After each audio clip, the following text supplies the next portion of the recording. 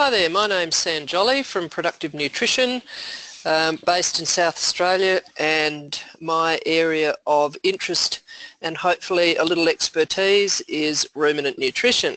So what we're going to talk about today is how to have a successful lambing in dry conditions with a particular focus on nutrient demand.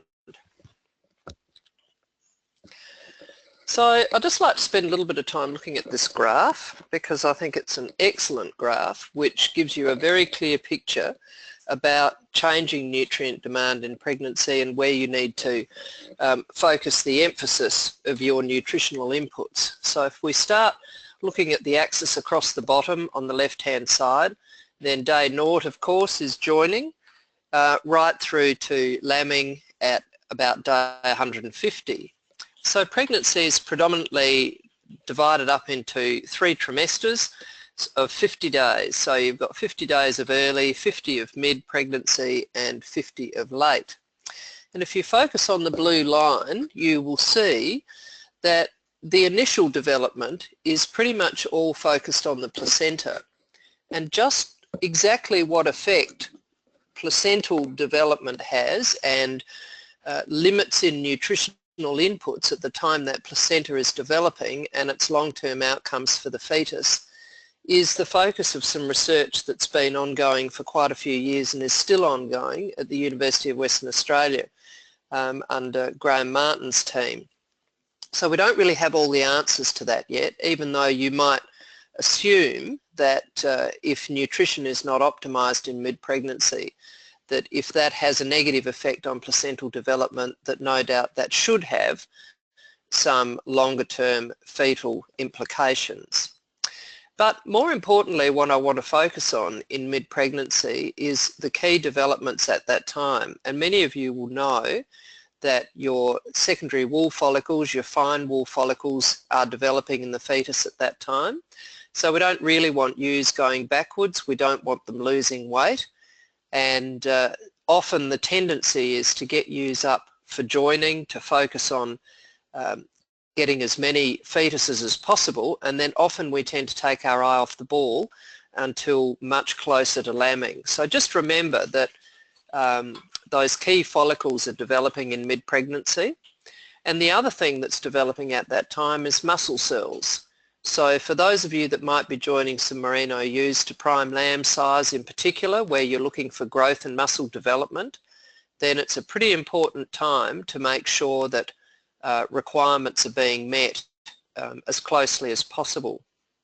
If we just move on now to late pregnancy, any of you that might have been through some fairly ordinary times would have experienced twin lamb disease or ewes going down towards the end of pregnancy when basically they just run out of nutrients. And this graph shows quite clearly why that happens. You can see in that last trimester, that last 50 days, that fetal growth really accelerates. And the fetus acts as a parasite. It will take whatever nutrients it requires from the ewe, so that if we're not keeping up with the nutrients for that ewe, then unfortunately the ewe will succumb. So it's pretty important that we meet the requirements, that we get the nutrition right, and particularly in mid to late pregnancy. There's generally quite a lot of focus on getting paddocks organised for lambing, but more often than not, if lamb survival is an issue for you, the damage is done in late pregnancy. So that's where we need to have a lot more focus.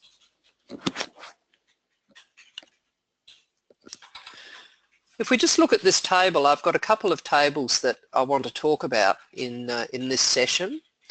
If we just look at this table now, it's a fairly simplified and concise guide to the nutrient requirements of various classes of sheep, which you can see listed there in the left-hand column. So working from a ram or a ewe at maintenance through to growing out your replacement ewe lambs, joining, pre-lambing, so late pregnancy, a lactating ewe, and then weaner lambs. If you look let's just take the ME and the protein columns, the third and fourth columns across. As you look down those columns, you'll see that nutrient requirements increase, and I'm sure that makes sense to everybody, that as demand increases, the amount of protein and energy that we're supplying also needs to increase. So if we just go across the top of that table for a minute and we focus on energy, protein, so ME, metabolizable energy, protein, and NDF, which is the way that the laboratories measure the slowly digested fibre in the diet, then ME is a key driver of body condition. So if you're trying to increase the body condition on your ewes, then basically all you need to do is make sure that you are feeding them energy in excess of their daily requirements. And the reason why I've presented this table in this format is for those of you that are testing feed, hay or pasture, it makes it easy for you to line up that feed test with that chart so that you can see whether or not the feed that the ewes have got access to is likely to be ahead or behind of their daily requirements.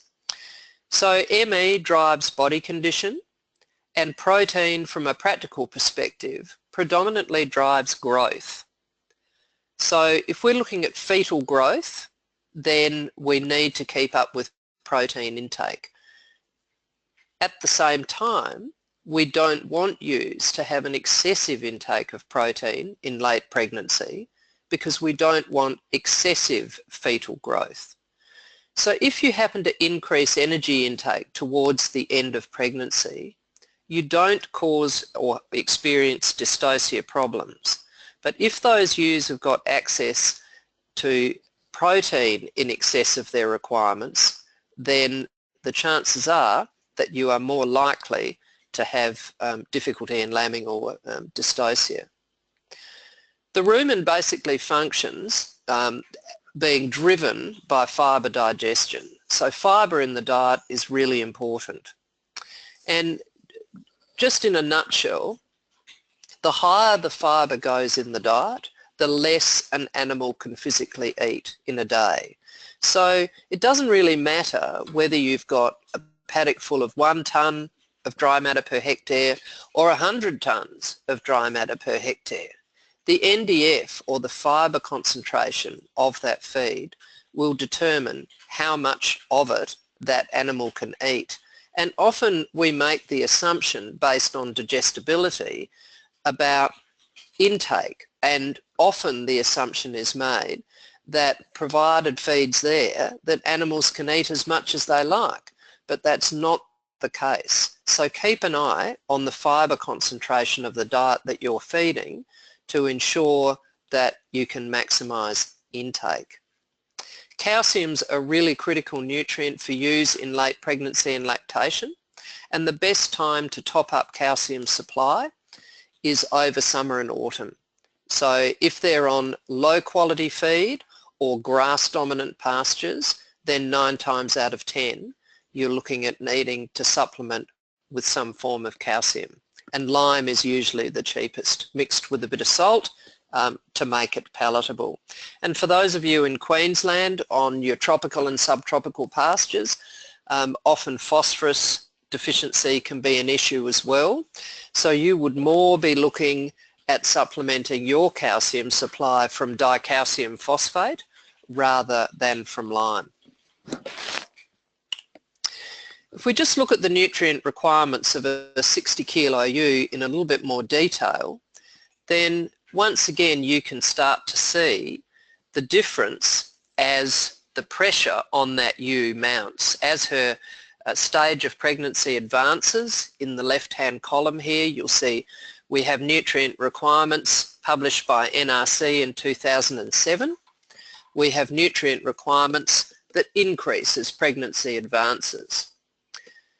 But more interestingly, have a look at the difference in demand in mid-pregnancy between the singles and twins, and in late pregnancy and in lactation. And in the next session that we do, we're going to be looking at the role of preg scanning here, particularly in relation to the difference in nutrient requirements. If we have a look at a 60 kilo ewe in mid-pregnancy, you'll see that the energy difference is quite significant.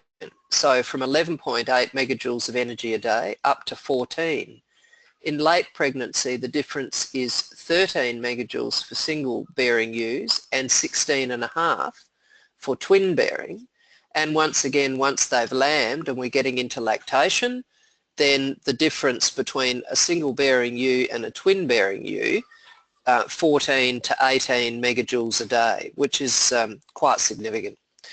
And again, for protein, which is something that's often forgotten about, have a look at mid-pregnancy. You've still got quite a difference here, 125 grams of protein a day compared with 151. And once we get into lactation, the difference between a ewe with a single lamb at foot and a twin lamb at foot is quite considerable, 210 grams of protein a day up to 281. So when you're looking after lambs and trying to have a successful lambing in dry conditions, the twin-bearing ewes can incur a significant cost and put significant pressure on your enterprise and on your budget. That's all for now.